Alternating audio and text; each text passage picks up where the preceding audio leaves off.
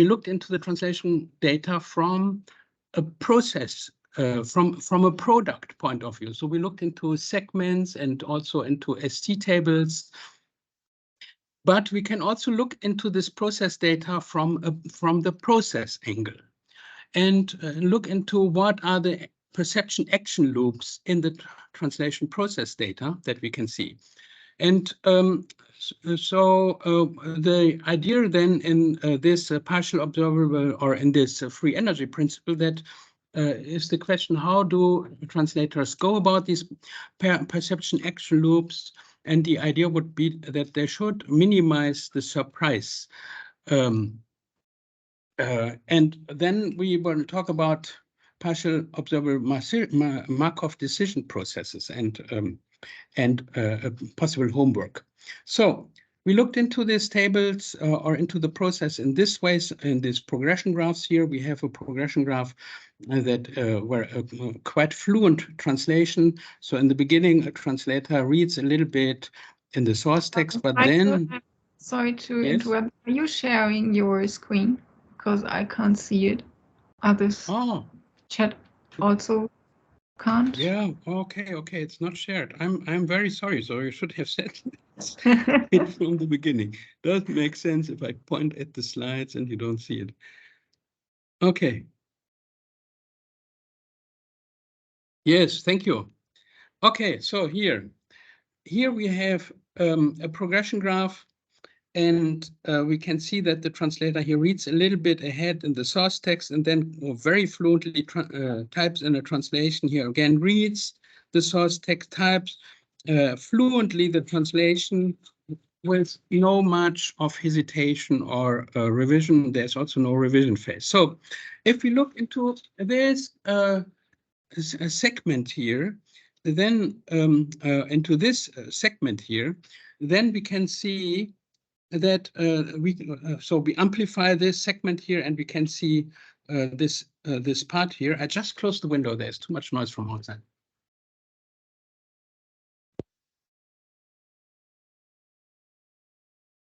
So we see here that the translator reads a piece of the source text, gets ready, gets some idea what the source text is about. Remember, the blue dots are fixations on the source text. And then types in quite fluent here a piece of text by looking at this at the target side here. There's in red are deletions. You can see how something is typed in and then deleted again, and this triggers then fixations on the target text, I suppose. And then again, the translator looks at the target text and at the source text, sorry, and reads ahead and types in the translation here again. Then there seems to be some surprise, many refixations on this one word, then a deletion. And once this hurdle is addressed, then the translator goes on. So we can see kind of kinds of orientation where the translator takes in new information, fluent typing, and then maybe some surprise, some hesitation. And once this is solved, it goes on with the translation. So we have already seen that we can chop up this translation process in various ways. Here we have what we call translation units, which are characterized by a typing pause in white here, which is more than 1 second, and then a coherent stretch of typing, a typing burst where each keystroke is less than 1 second. So there is less than 1 second between successive keystrokes. Here we see then we have these typing and pausing, typing and pausing, and here we have a line of gaze data. So the translator reads the source text, then stays with the eyes on the source while starting typing, then eventually goes to the target side here, to the source, and so on. So the two streams of data, typing and gaze data, which are apparently two independent streams of data, but of course they're coordinated somehow. So we can chop this up into these translation units, or we can go even further and chop this up into what we call activity units. And here we have six types of activity units. Reading only, so this would be the activity unit of type 1, so where there is only eyes on the source text. Then we have here concurrent reading and typing, so the person reads on the source text in blue dots while typing, then keeps on typing here, but the eyes switch to the target side, which makes then AU of type 6, where we have concurrent reading and typing, but the eyes this time on the target side. And then the translator, as you can see here, goes back and forth between source and target text while keeping on typing. And then we have here again the eyes on the source text, activity units of type 1. And then, so we have these sequences of activity units. And as you can see here, they chop up translation units into smaller segments. Now, okay, so we can use these kinds of activity units or translation units to characterize the translation process, how the translation evolves in time, right? And these kinds of activity units and the characteristics of these units will characterize how difficult this translation is for the translator to produce. So it's some kind of a translation effort. It reflects some kind of effort that is there. So how does this look from the point of view of the free energy principle? We have this, here is the idea that a translator goes on in, say an agent, not only a translator, but any kind of agent, has a kind of observations, action. So there is a cycle of perception action. And this cycle, then with this cycle, then the agent controls their environment and can survive in that environment. So if the agents, the action should be somehow consistent with the observations, and so we have this cycle here. In the translation process, it would be, well, we can maybe see this very similar. So instead, the agent would be the translator, and the environment would be the source text, and then the actions would produce a target text, the source text, and then the environment. So in which environment is this translation being produced? What are the context maybe could be, are there translation tools to be used, and so on. So we have this same loop of observation and actions here for a translator. But now there's not only observation and action, but according to the free energy principle, there is also a prediction and an observation. And so there may be a clash, a discrepancy between the prediction and the observation. So a translator may come into a translation situation and think of the text in a certain way. Maybe it is will be easy and so on, or maybe it will be of this and this type. But then what they see is actually something different. So there may be a clash between the prediction, what the translator predicts, and what they observe. But in the ideal case, the prediction would lead to an action. So the translator predicts maybe the next chunk, how it should be translated. The action would be changing the world. So inserting a piece of target text, a piece of translation. Then the translator will observe their translation together with a new target text, and then go on in this kind of loops, in this kind of loops. If everything works nicely, the observations will be similar to the predictions. So there's so also the translator will change the text, and it will, he or she will observe their translation. And if there's a clash, then also either perception can change the beliefs. So if there is a clash between the predictions and the observations, the translator can change their beliefs, means maybe their imagination, what the text is about, how dense the terminology is, or what it is about. So either the translator can change their beliefs to reduce, to make smaller this discrepancy, or they can change the world. so they can have an impact on the world so that the world becomes similar to what was predicted. So there's a prediction here, a change of the world, and the observation will then be hopefully inconsistent with what was previously predicted. And so the translator will actually implement a kind of self-fulfilling, or not only the translator, any agency. That's the idea of this free energy principle.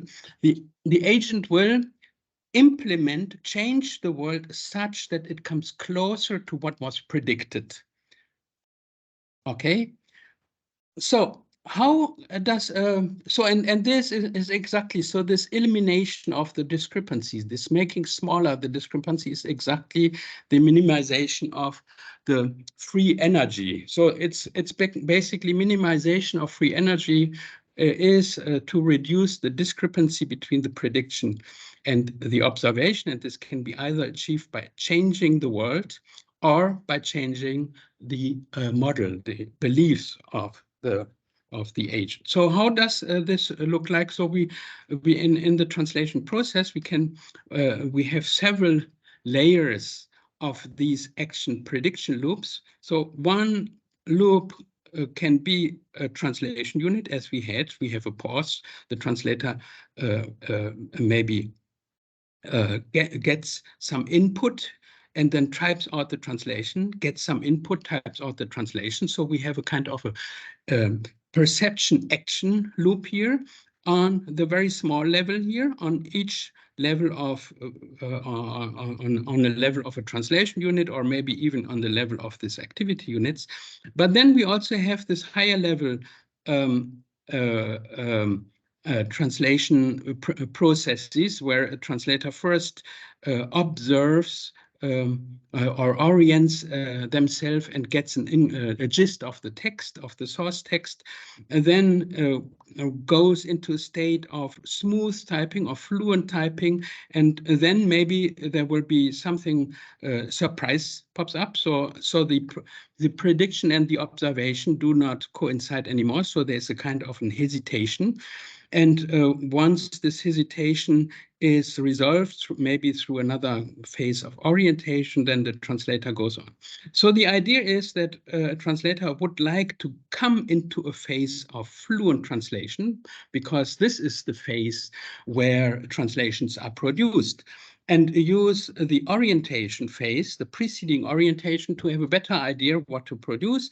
And this hesitation and these kinds of phases are somehow induced by surprise, by unanticipated surprise. So we have these three phases, and in the free energy principle, as we saw before, this orientation activates internal resources, and it serves to adjust a model that the translator has about the text to be translated with the observations. And this can be expressed in terms of complexity reduction. So there is some kind of an expectation, this Q of U, and kind of an observation P of U. And this Kullback-Leiber divergence here says if the expectations coincide with the observations, so if these two distributions, Q of U and P of U, are identical, then this Kullback-Leiber divergence will be 0, and it means the complexity is small. The complexity here relates to the differences of the expectations and the observations. Okay, so and here the assumption is that this complexity will be reduced through an orientation phase, an epistemic affordance. A translator tries to have some information about the text, so we have some kind of reading of the text, information gain. And this reading of the text reduces the expected risk. So the risk to come into some surprising circumstance, or to have some kind of unanticipated translations and so on. So we have orientation and complexity reduction. On the other hand, we have a fluent production, which can be expressed here in terms of a free energy principle as accuracy. It means that so this 8 that we had before, a translator has some predictions, produces some output, which would be the A. This A is the action here, and the var theta here would be the source text, and then observes the joint product, so the joint prefix of the translation plus the source text, given a certain state in which the translator is. And if there is no surprise, then this accuracy will be maximum. Okay, so if this probability is very high, if the observation corresponds to the internal states, to the expectations here, then the surprise will be low and the accuracy will be very high. And I think we can see this in these kinds of very smooth progression where the prediction, where we have some kinds of predictions, the translator predicts somehow a prefix the next translation, then observes it again, and there's a smooth typing. This kind of prediction and production of the translation does not produce a surprise or a doubt, something like this. Here we have a different situation where obviously we saw this previously. After some time of fluent translation production, the translator may observe something that is surprising for him or her. So we can see some kind of surprise, some kind of unanticipated situation, and where the observation does not correspond to the expectation. So we can see this in the data as some kind of hesitation. Okay, so if you go back to this cycle here, these two components, complexity reduction and increase of accuracy, make exactly the free energy. So a translator or an agent for that matter wants to reduce the free energy by reducing the complexity, means to make the model similar to the observation. So what is observed should be similar to the prediction. So this clash should be minimized.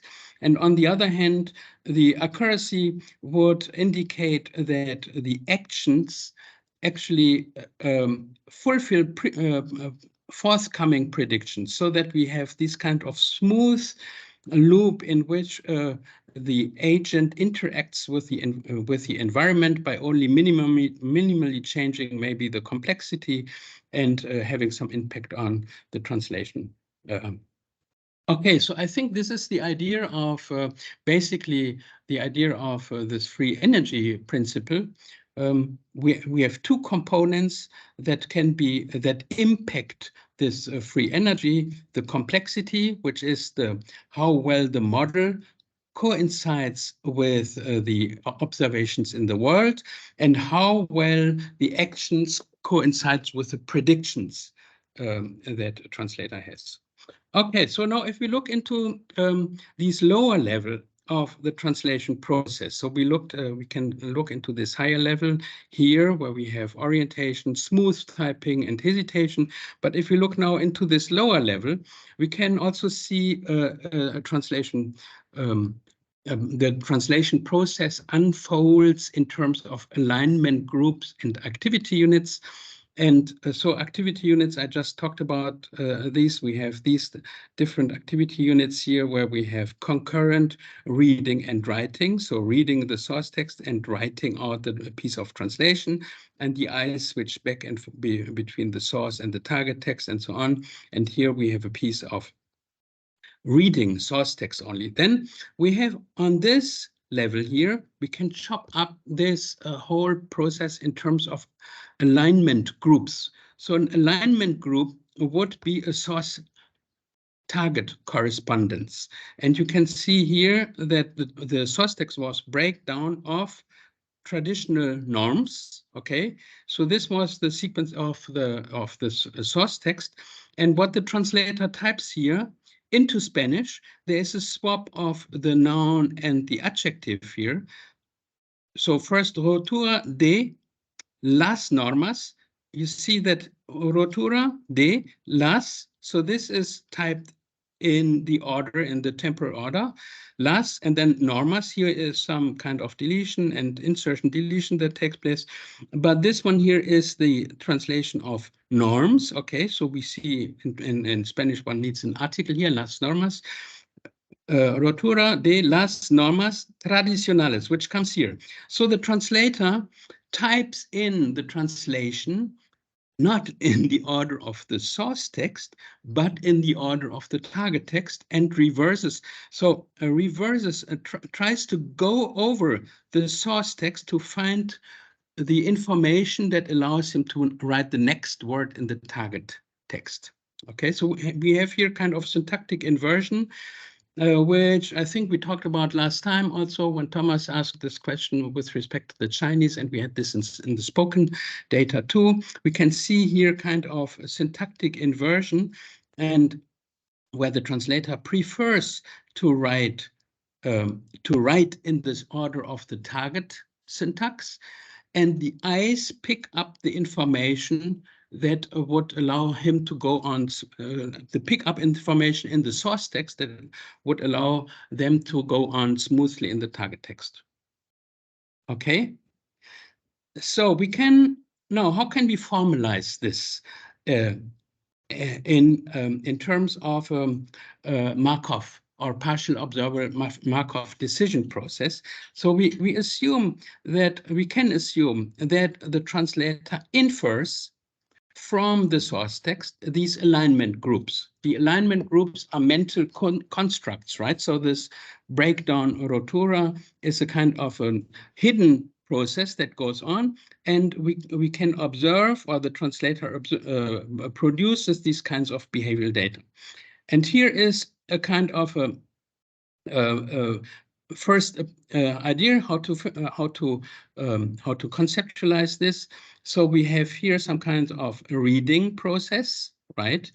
And then we have some kind of translation production process, and the translator goes through an assumed hidden states by which is the sequence of the alignment groups in the order of the target language. So alignment group 1 here would correspond, for instance, to breakdown, then alignment group 2 to off, and so on, right? And so the translator would try to generate those alignment groups, so these source text target correspondences, search in the source text for the clues to go on with the translation, and type out the translation. Now, from a point of view of the translator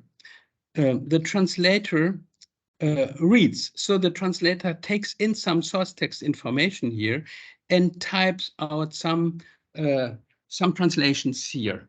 Okay, so it's just so we can split up the activity units into actions and observations, and we assume here that is the point of view from the translator, what happens in the translator's mind.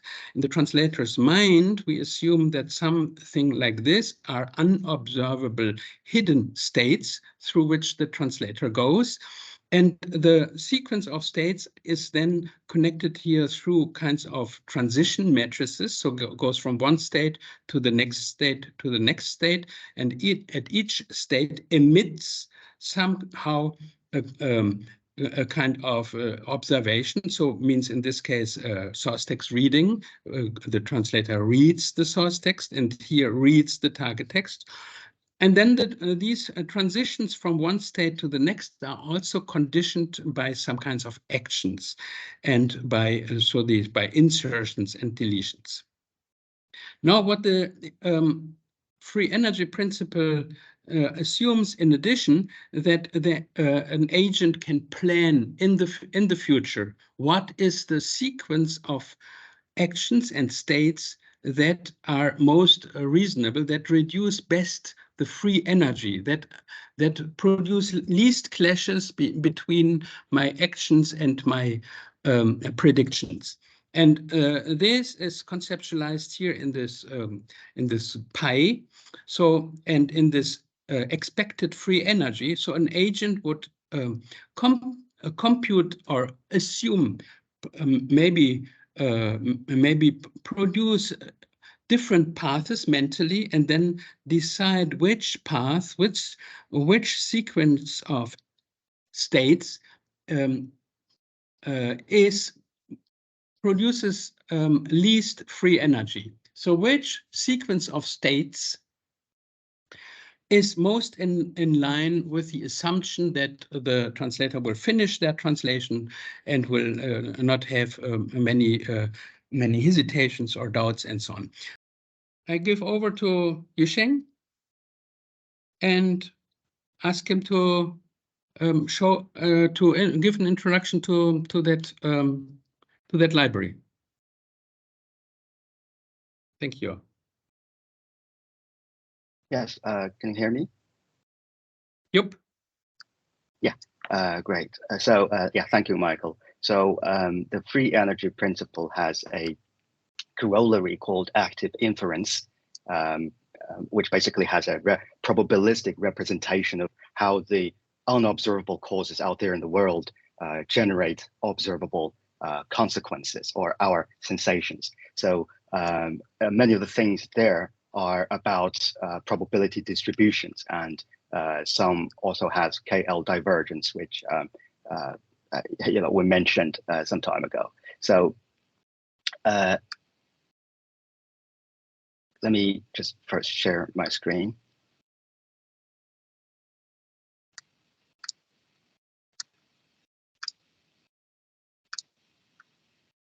Oops.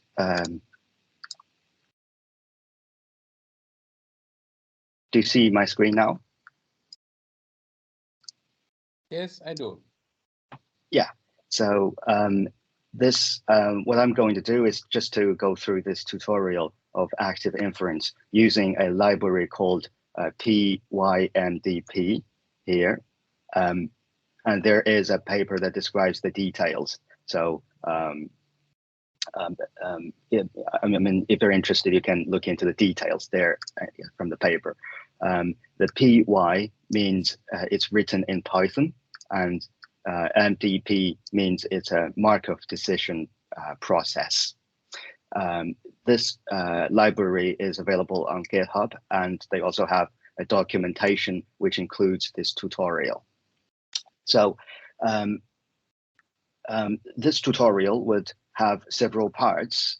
It starts with some basics about probability distributions and how we can do some mathematical operations on these matrices and vectors. And then it will move on to an example of grid world environments where an agent is in this grid world and tries to move from one location to another. And in each step, it'll try to infer where it is and where it would be after taking an action. And the process of inferring these states, which is basically hidden from the agent, is through a lot of mathematical operations based on the active inference theory.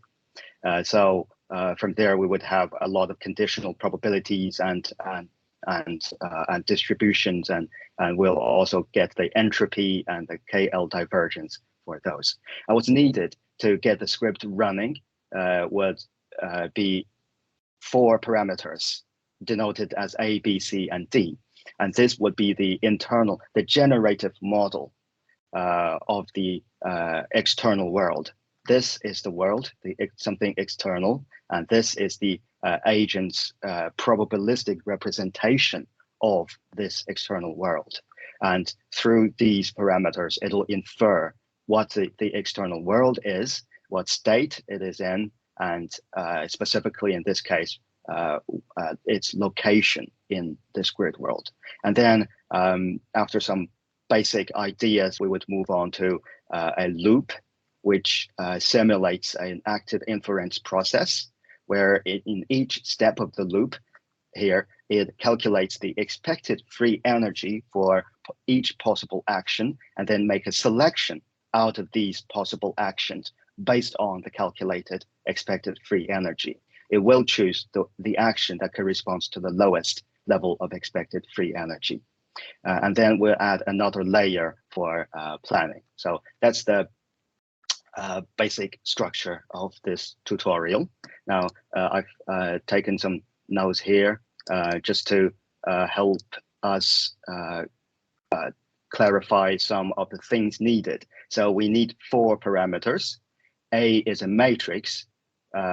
It denotes the probability of observations under the condition of certain states. And in this example, the states are the locations of the agent. The observations would be where it observes it is. The states would be where it believes it is. This is the agent's belief or its belief over the external states. And the active inference process would be an update of this belief after some observations, and that has to do with the KL divergence, right? And matrix B denotes a temporal dimension, meaning the agent's belief of the current state based on its previous state and its action. So in other words, if I know that I have taken some action at the moment at my previous moment, and I believe that I was somewhere in my previous moment, then I would have an idea or a belief of where I should be, right? Where I expect myself to be if I have taken that action, and if I was in a particular location a time step ago, right? So that's matrix B. And C is the probability over the prior belief over observations, and in this example, it's the preference or where the agent wants to be. And D is a vector denoting the belief over hidden states, or in this case, it's the starting point. A, B are matrices, and C and D are vectors. Now, I'll come back to that later and explain the details as we go through the scripts. So for the script, we start with some basic operations. These are the functions that will be useful for visualization later on. This one plots the likelihood of a matrix. This one plots the grid world, the environment, right? The grid, like this one. It just plots this graph. And that one plots the location of the agent in this grid world. And this plots a probability distribution of the agent's belief as to where it is. So these are the functions to plot all these kinds of information.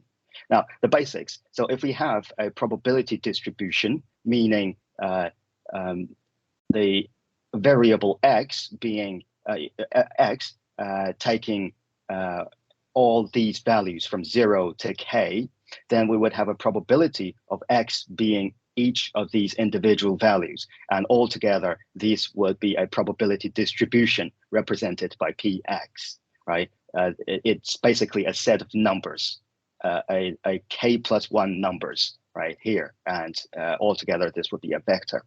So if we import utils, we can use that to generate some random probabilities, just as an example of how we can do the mathematical operations. Let's just randomly generate 3 numbers. This function will give us 3 random numbers.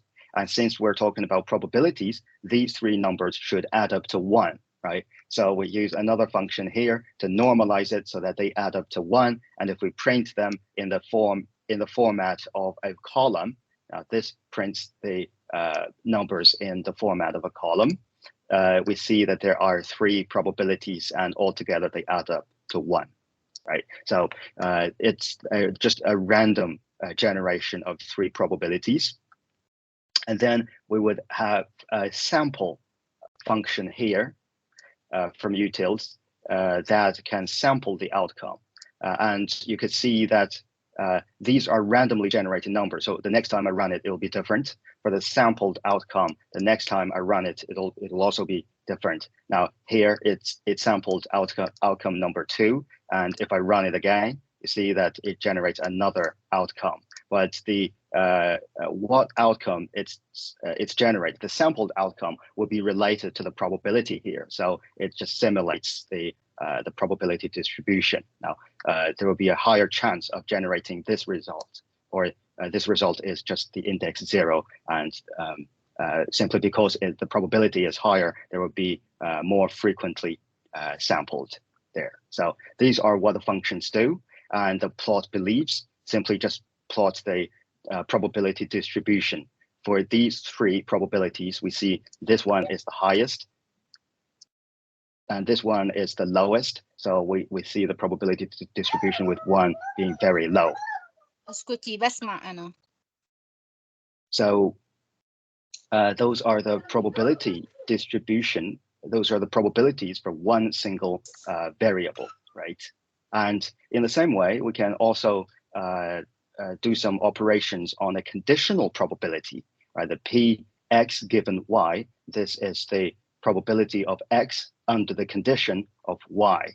And we can, in the same way, we can generate 3 random numbers, 3 rows and 4 columns. It'll come down to a matrix here.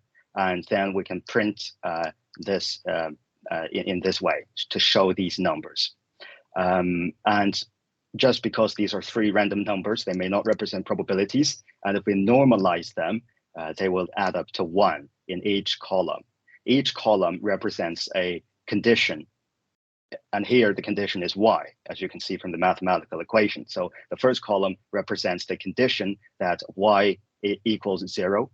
This column represents the condition that y equals 1, and so forth. And if these are conditions, then we would expect that each column would add up to 1. And that's basically what it does in the normalization here. So that's a random generation of the conditional probabilities. If we want to show the first column, then, or that's the probability of x given y equals 0, then we can just print this matrix and indicate column 0, which basically means the first column there, or the column that where the condition is y equals 0. And we print it in the form of a column, then we would see these 3 numbers, which basically refers to this column, right? These 3 numbers, and they add up to 1. So these are about the generation, how we randomly generate these numbers. Now we come to the calculations or mathematical operations of these conditional probabilities. If we have the probability of y, say in 2 cases, the first case has a probability of 0.75, and the second is 0.25, meaning that the outcome of y being 0 has a probability of this number, and the outcome of y being 1 has a probability of that number. And then we can have, if we assign the conditional probabilities x given y with this matrix that they're shown here, right? This is the matrix showing conditional probabilities, and these are the probabilities of the conditions. Then from there, we can calculate the probability of x, right, or the expectation of the value for x. Now, let me remind ourselves, these are the conditional probabilities. These are the Px given y. There, Px given y. And the vector there refers to Py. And from Py and Px given y, we can get a dot product of the vector and the matrix. In linear algebra, the dot production is simply the expectation of each row of x, right? And that basically means the probability of x. It's calculated by taking this number times this number and plus this number times this number. And it does the same for every row. So eventually, this function will give us 3 numbers, or a vector containing 3 numbers. And these would be the probability of x for each value of x. And they add up to 1. So the only thing we need to keep in mind is this function, which gives us the probability of x. Now that's the basics.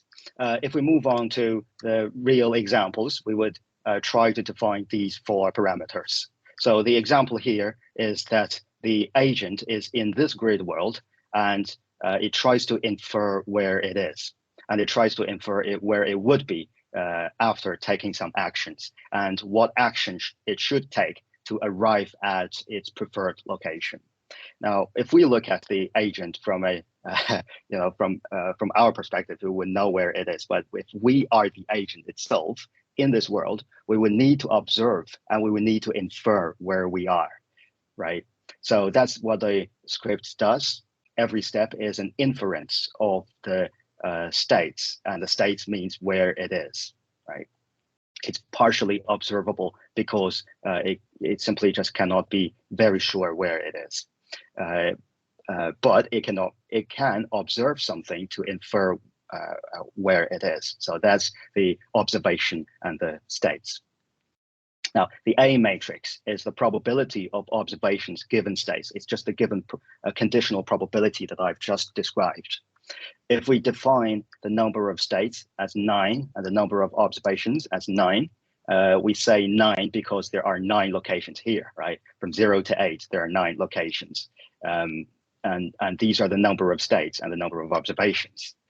Then we would initialize these variables. If we say that the A matrix is 100% certain, right? It doesn't contain any noise or ambiguity, then the matrix would look like this. The rows mean the states. Now, these are the conditional probability. So the columns mean the conditions, and the rows are the observations. Now, as an example, let me just describe what it means. The one in this corner here simply means the probability of observing 0, given that the state is 0, that probability is 1. And under this condition, every other probability would be 0.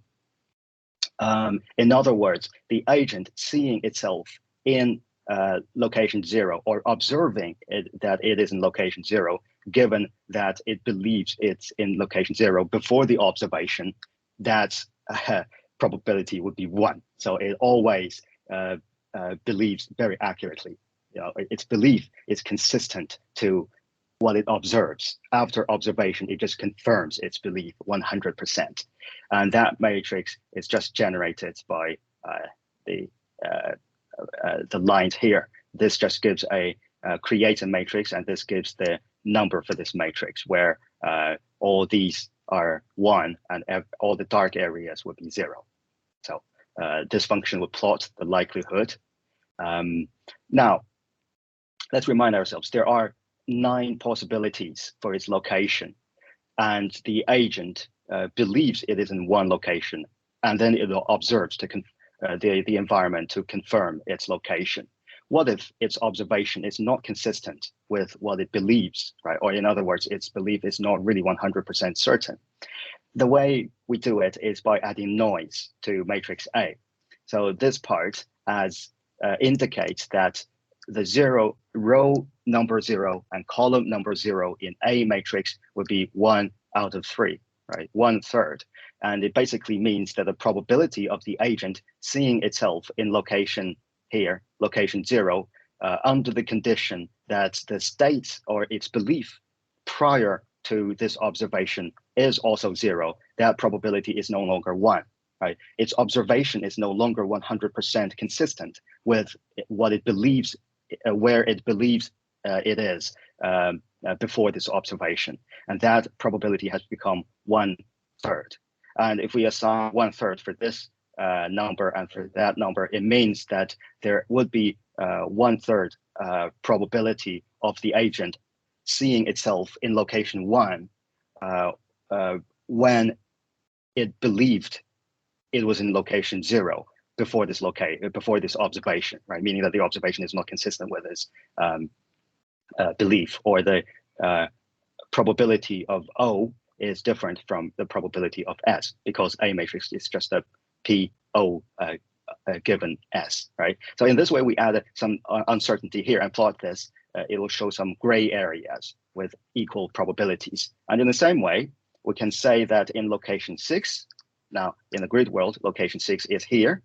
We may define location 6 as some kind of an ambiguous location where the agent might believe it is in location 6, but after some observation, it might find itself in say location 3, because that's very close. It might its belief might be inconsistent with its observation, and that's what it does here. If we assign these probabilities there, we would have some ambiguity and uncertainty in location 6. That's done by assigning these numbers, right? This indicates which part of the matrix, and this means the number for that probability.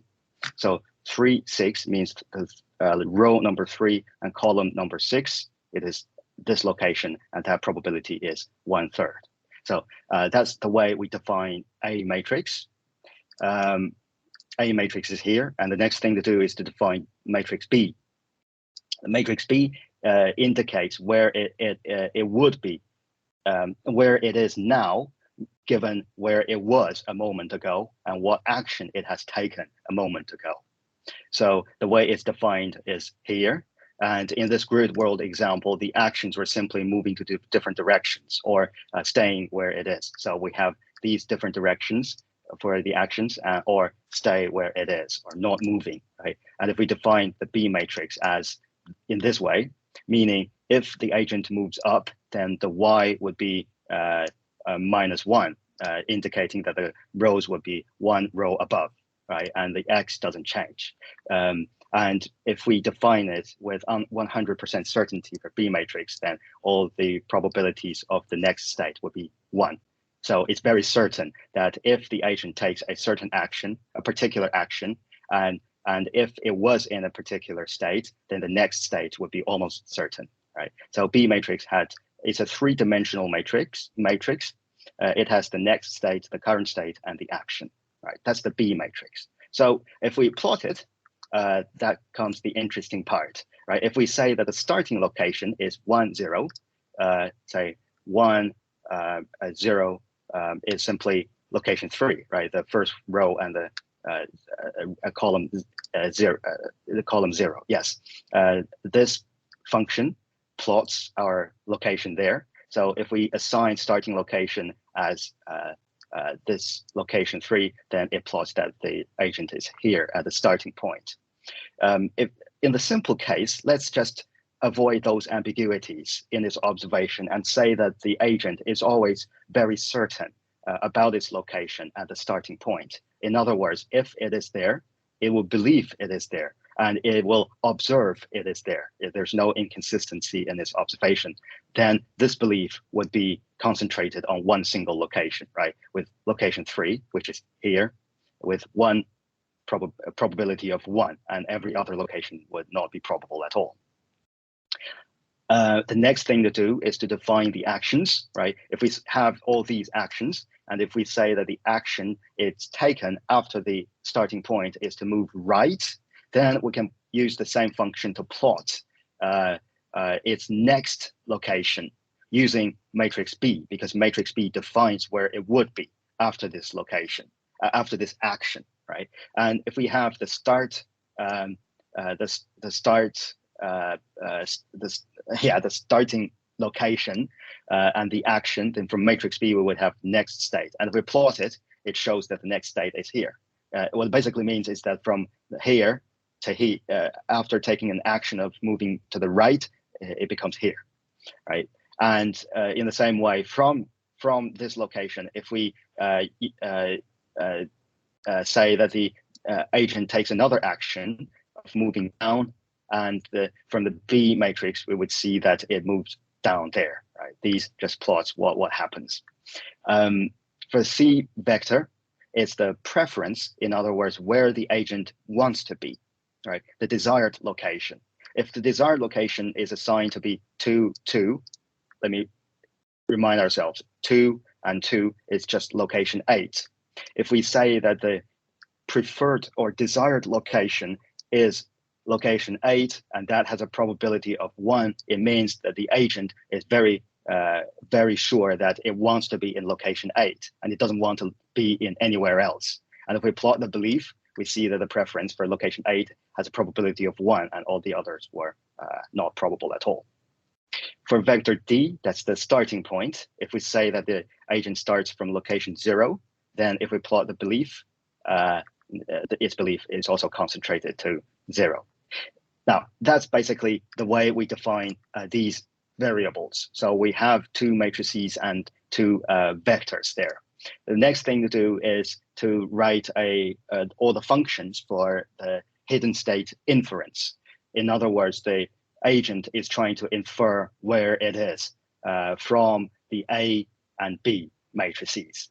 A and B matrices would be its probabilistic representation of the external world, and the result of this inference is where it believes it is in this external world, or the states, the hidden and unobservable states in this world based on its internal representation of the world.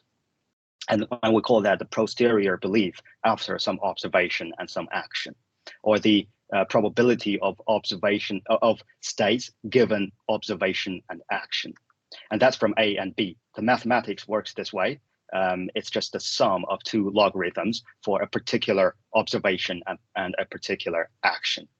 The same mathematical equation can be written as a function here, where the infer states just infers the hidden states from the matrix A and the matrix B, and it gives us the inferred states. It comes in the form of a probability distribution.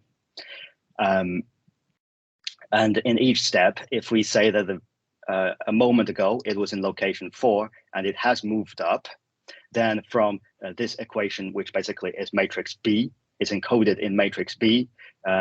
So its previous location was number 4 and it moves up. And let's just say after moving up, it observes it is in location 1.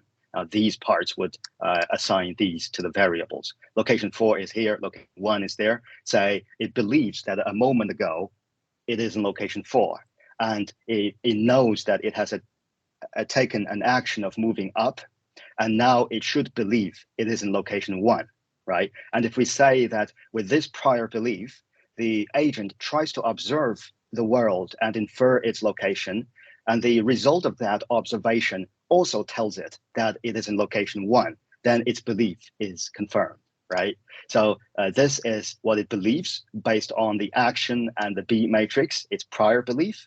This is the observation or the belief after observing the external world. And if we say that the observation is in location 1, which means it's consistent with its prior belief, then if we plot its belief after this observation, it's 100% sure that it is in location 1, right? Simply because its prior belief is confirmed by its observation.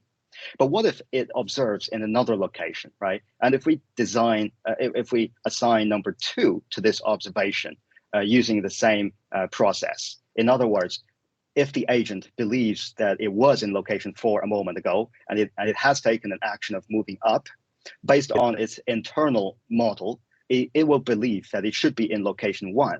But now, if we assign number 2 here, it means that after this action, the agent now observes it is in location 2 instead. And now that will confuse it a little bit, right? That will add some ambiguity and uncertainty there.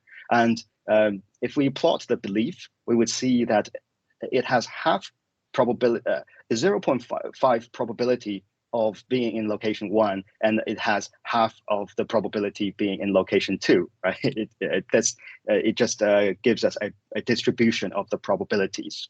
And if we go a step further and add some more ambiguities for matrix A in a way that I've just described, then we would have a very noisy distribution of probabilities, meaning that the agent is no longer that certain about where it is, right? There is still a chance that it might end up in, say, location 8, although it has a strong belief or the highest belief in location 1. And if we continue with more noise, then we would have another distribution here, right? From the discrepancy between the observation and the belief. It believes it would be in location 1, but after this inference, after this action, it observes it is in location 2, and then that will confuse it a little bit more, and that will add up more uncertainty, so that the probability here is lower, and the probability of 2 becomes higher, and the distribution becomes more evenly distributed. Now, in entropy terms, we would say that the entropy here is lower than the entropy here, and the entropy in this distribution is simply 0. All right, so that's what it means by entropy and probability distribution, and the definition of these matrices and vectors, and how the mathematical operations work. The next thing to do is to choose an action to arrive at a desired location. Now we have matrix A denoting its the relationship between observations and beliefs, and matrix B denoting a temporal dimension of its belief, and C as the preference, meaning where the agent wants to be, and the D is the starting point in this grid world. The next thing to do is to write a few functions to infer its state, and then choose one action that will take it closer to its preference. It wants to be in a location, and it will calculate the corresponding free energy for each action and choose the best action to arrive at this desired location. Now, these functions simply get the expected states from matrix B first. It means the agent knows that it has taken a certain action and that it believes it was in a certain a particular location a moment ago, and it has a matrix B, which is the mental model. It will have an expected state, right? What if I have taken this action, and if I was in this location a moment ago, where would I expect myself if I take this action, right? And in the same way, it has an expectation of observations. If I take that action, what do I expect to observe, right? This is from matrix A, and if matrix A is noisy, then the observation may not be consistent with its belief. We also have entropy of matrix A. This will give us the entropy for every column of matrix A, meaning the entropy of all observations for each individual state, or the observed location of the agent, the entropy of its observed locations for each of its believed locations, right? So we see the logarithm, the weighted sum, and the weight and the sum. So that's just the definition of entropy. And we also have the KL divergence between the expected observations and its preferred observations. In other words, how different are my expected observations from what I want to observe. I have taken an action, and that action gives me an idea of what to expect, or where I expect to be in. And that will give me an idea of what I should expect to observe. And then I will see whether that expected observation is getting closer to what I want to observe. So that gives us an idea of KL divergence there. These are all put into the calculation for free energy. So if we just run the example and give a starting point, which is in the middle, and if we say that the agent is certain of its belief, right? At the starting point, its observation and its belief is consistent, and then this is the grid world. It starts from location 4, and if we say that the agent wants to be in location 1, 2, which is location 5. Right, 1 and 2 is location 5. So it starts from location 4 and it wants to be in location 5. Now, the location 5 is assigned to C, and location 4 is assigned to D.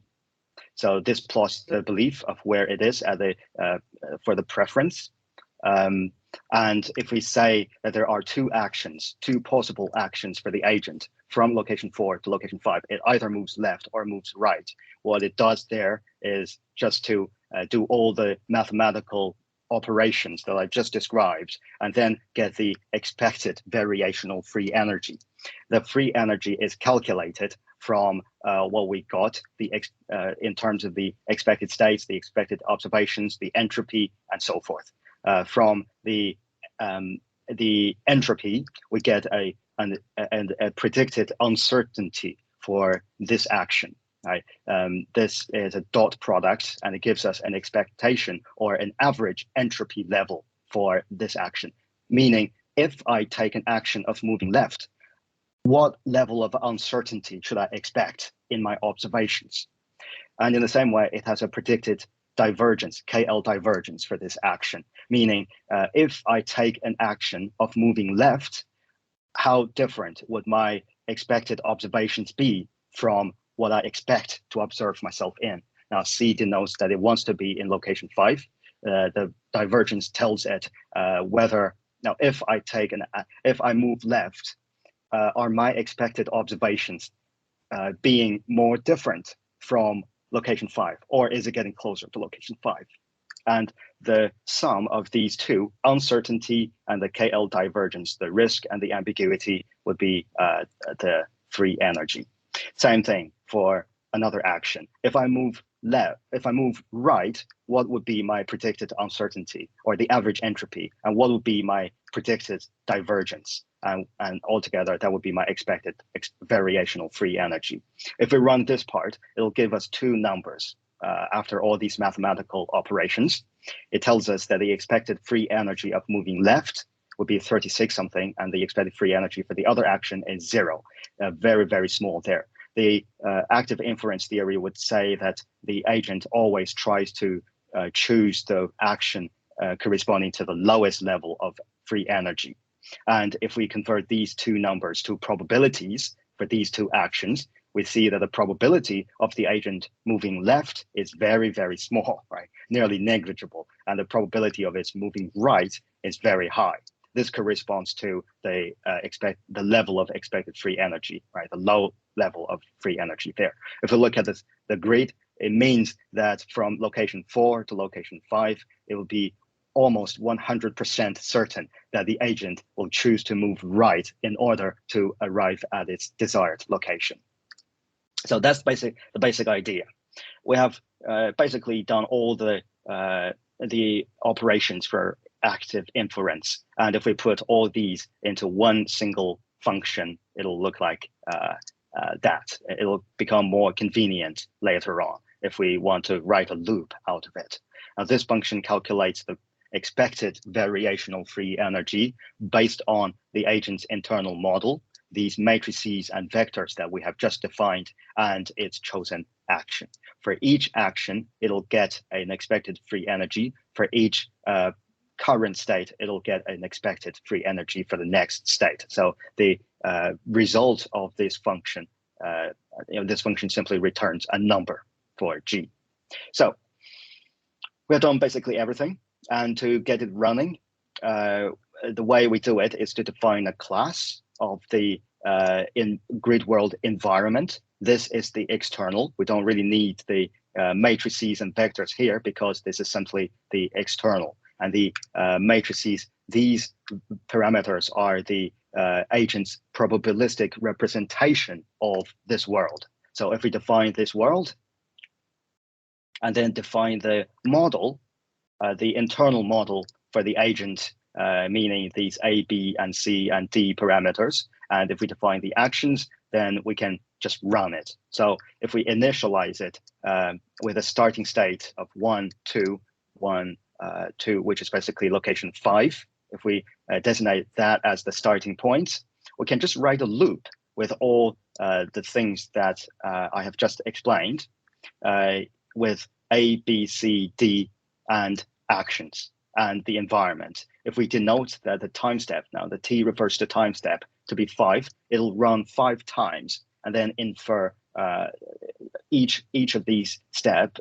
It will infer the hidden states and then choose an action in order to be closer to this preferred location. So if we put those components into the loop and run this loop, we would see that the agent starts at this location, which is basically location 5, and its belief is very certain. It believes that at the starting point, it was in location 5, and it observes itself in the same location. So that belief is confirmed.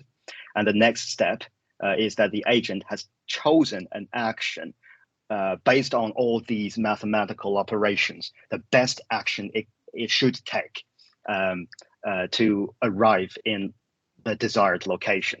And now, after that action, it observes the world and sees itself in location 2, which is location 8. And that's the desired location, right? It has taken an action and then arrives at the desired location. And the next step, since it is in the desired location, it'll choose to stay there, because that will correspond to the lowest level of expected variational free energy. And for all the next steps, it'll just stay there because it's already in the desired position. In this example, it's very simple because the starting point is just one step away from the desired location. But what if it starts somewhere else with that would be slightly more complicated. Say it starts in this corner, location 0 here, and it wants to be in location 8. There would not be a way for it to choose the first action, because whatever it chooses at the starting point, the expected KL divergence would be the same if we compare that location, the posterior belief of that location, and the probability distribution for the preference. Every single location near location 0 would be would correspond to the same KL divergence to location 8. So it will have a problem in choosing that action there. This part of the script shows this fact, and the way we can improve its operation is by adding another layer, which is a policy or a planning, or what series of actions is appropriate. Say if it moves right, down, it'll arrive at this location, right? Or alternatively, if it moves down, right, it'll also end up in the desired location. But which of these series of actions would be most appropriate? Which of these series or policies or planned actions would correspond to the lowest level of free energy? And that will come into the mathematical operations in this part. We basically use a very similar way of writing the functions, but adding another layer of policy and another loop. And the expected free energy would be the total expected free energy for all the actions in the policy. So in the same way, we define these functions and then write another loop with planning, right? It's a similar loop, but with planning. So it takes on an additional parameter here, which is the length of its policy. And here, if we say that it only considers 2 actions for the policy, and if we have the same number of time steps, then if we run the same thing, saying that the agent starts in location 0, and it wants to be in location 8, and when we run that loop, we'll see that now it believes at the starting point it's in location 0, and now it stays there, and then in each step it'll try to infer an action to take, and then eventually it'll take the corresponding action to be closer to 8, and then when it arrives at 8, it'll just choose to stay there because that is the preferred state. So that's basically how the script works. And in summary, we just need these parameters, and the way it works is just by writing several functions: its expected states, its expected observations, the entropy, and the KL divergence. And free energy is simply the average entropy here, which they call the predicted uncertainty, and the KL divergence. For each action, there will be a free energy here, and it'll always choose the action that corresponds to the lowest free energy. So that's my part for the script. Yeah, hopefully it will give you an idea of how to play with it and how to adapt it to the translation process. Okay, thank you very much, Sheng.